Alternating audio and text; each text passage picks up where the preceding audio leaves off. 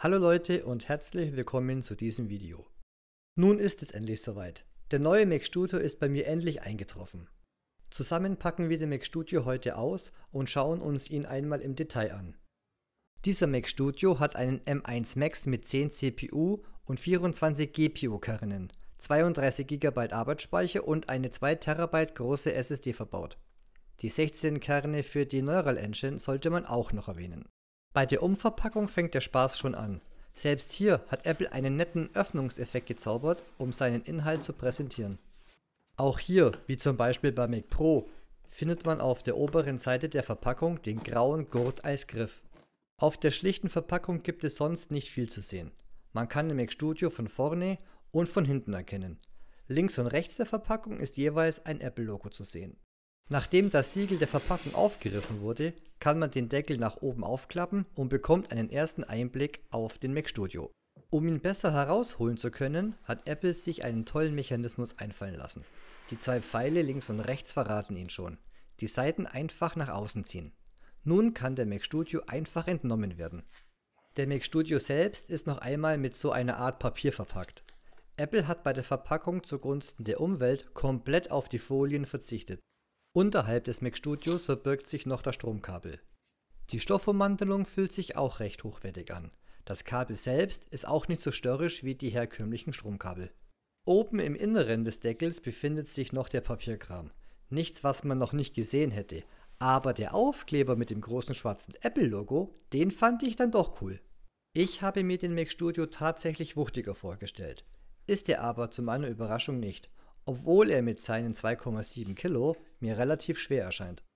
Der Mac Studio mit dem M1 Ultra Prozessor ist sogar noch einmal 900 Gramm schwerer. Noch eine kleine Info. Bei der Erstinbetriebnahme benötigt man eine kabelgebundene Maus und Tastatur, sofern man nicht die Originalen von Apple benutzt.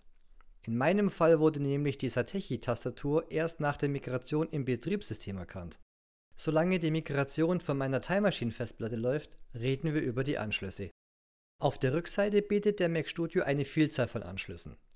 4x Thunderbolt 4, einen 10 GB LAN-Anschluss, 2 USB-A-Anschlüsse mit bis zu 5 Gigabits pro Sekunde, einem HDMI-Anschluss und einen 3,5 mm Kopfhöreranschluss. Auf der Vorderseite bietet der Mac Studio M1 Max 2 USB-C-Anschlüsse mit bis zu 10 Gigabit pro Sekunde und einen SDXC-Kartensteckplatz. Ich bin so froh, dass dieser Mac endlich Anschlüsse auf der Vorderseite hat. Das Gefummel hinten am iMac hat mich schon immer genervt. Die vorderen Anschlüsse waren auch einer der Hauptgründe für diesen Kauf. Bis auf die Höhe ähneln sich die Abmessungen dem Mac Mini.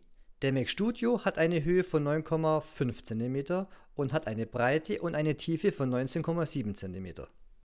Was ist denn nun genau dieser Mac Studio?